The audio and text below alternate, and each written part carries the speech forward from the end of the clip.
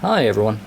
So just yesterday this new demonstration lock arrived, and it's a cutaway padlock. So I thought I would take this opportunity to go over a few more of the ideas that I had addressed in that last basic theory video I'd done, and also to revisit the comb pick bypass that I had demonstrated in an earlier video, because now I can a bit more effectively illustrate exactly how that works. So let's just start by taking a hook pick, and we're just going to put it in here, and you can see how I can lift each of these pin stacks, and you'll notice that sometimes as I'm feeling around in there, I'll actually be moving more than one pin at any given time, and this is why you need to really develop a feel for exactly what you're touching with your tools while you are working inside there, because normally you're not going to be able to see all of these pin stacks moving around as you feel around with the pick. So just something to keep in mind.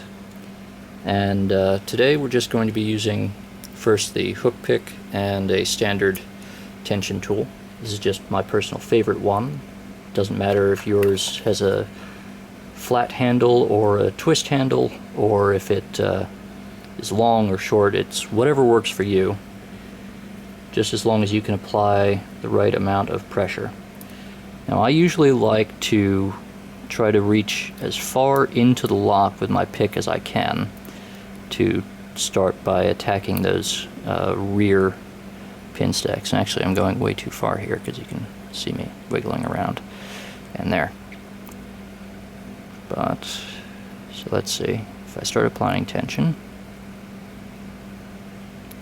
Okay, that one's binding. Now here's where very light tension plays a role, because I don't know how well it's going to actually show up in the finished video, but just about all of these pins have a very slight spool shape to them. And I don't know whether that's intentional or whether that's an accident of the way that these pins are manufactured, but they all seem to have slight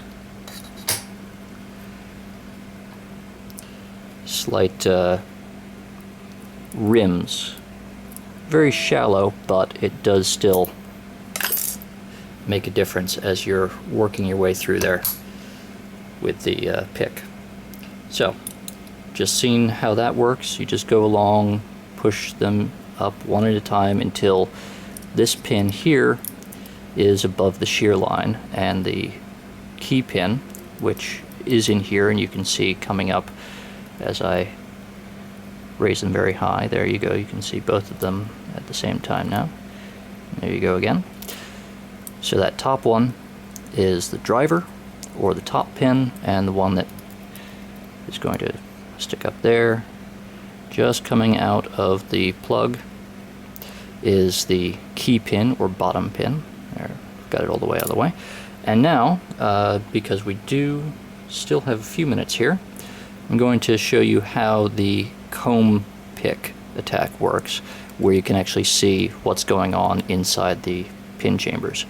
So if you remember, comb picks looks kind of like one of those old-fashioned rakes, like the gardening implement, not the lock-picking tool.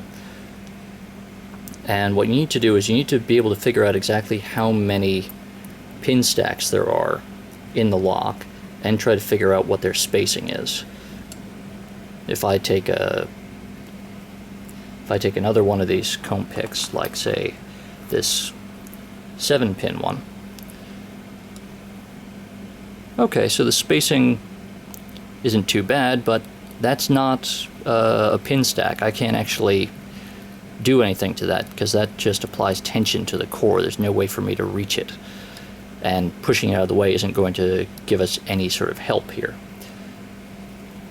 And in the same way, if I use, that little 4-pin comb that I demonstrated on those master locks and ABIS locks.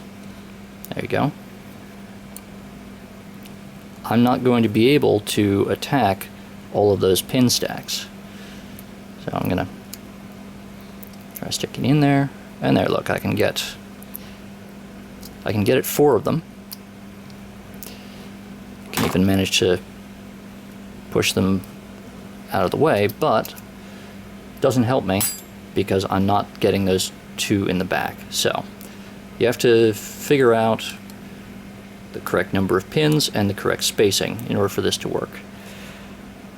Now I'm also going to cheat a little bit on this because this lock, and I haven't been able to figure out exactly where it's coming from, but there's a lot of tension here. It might be because I haven't been able to completely clear away all of the debris from when someone milled all these holes in the case, or maybe it's just that this tension spring here and the springs in the latches really do put up that much pressure. But I'm going to actually, as I do this, assist myself with a standard tension tool once I have the pin stacks moved out of the way. But see, I'm going to push it in here, and then I need to line it up so that each of those little pins or tines on the comb line up exactly with the pin stacks here. And so they all seem to be lined up there. You can see all of the key pins and all of the driver pins, and they're all outside of the plug. And now in this case, because of that heavy tension, as I mentioned, I'm going to put this tension tool in to help me turn this thing. And there you go. So you can see all of the pins are trapped up in the top section here. There's nowhere for them to go, but there's enough room up here that I can push them all the way up to the top of this chamber, and the entire pin stack will be out of the plug instead of just lining up all of the driver pins and all of the key pins at the shear line.